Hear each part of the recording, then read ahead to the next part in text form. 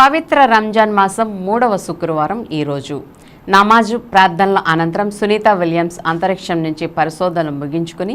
9 నెలల పాటు వ్యామగామంలో ఉండి భూమి మీదకి అడుగడిగిన సందర్భంగా స్థానిక కాంవరపేట కొత్తూరు జామియా మసీద్ ముస్లిం సేవా సంఘ్ కమిటీ ఆధ్వర్యంలో వారికి అభినందనలు తెలియజేశారు। ఈ కార్యక్రమంలో కమిటీ పెద్దలు Sheikh Ibrahim, Lal Jan, Noor Khan, Yusuf, Babjan, Kanna, Chan Basha, Kareemulla, SC, ST, BC, minority సామాజిక హక్కుల గౌరవ అధ్యక్షులు టీవీఎస్ రాజు తదితరులు పాల్గొన్నారు। దిగే క్రమంలో మిస్ అవడం వల్ల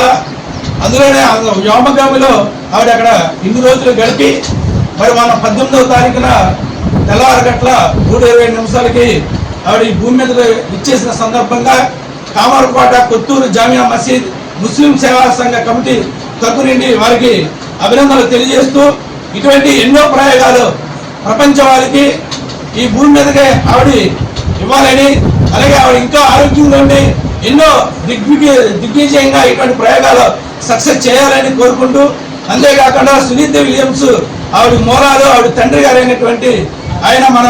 భారతదేశానికి సంబంధించినటువంటి వ్యక్తి, తల్లి స్లోవాకియా అయినప్పటికీ కూడా ఆ మూలాలు ఇక్కడే ఉన్నాయి, ఆవిడ మర్చిపోలేదు। అలాగే చేత మనం ప్రతి ఒక్క భారతీయుడు కూడా మనం గర్వించదగ్గ విషయం, సునీత విలియమ్స్ మన భారత మూలాల ఉన్నటువంటి మహిళ కాబట్టి। అలాగే 2 రోజులు మనుషులు ఎవరో కనపడకుండా చీకట్లో ఉండాలంటేనే భయపడేటువంటి స్థితి నుంచి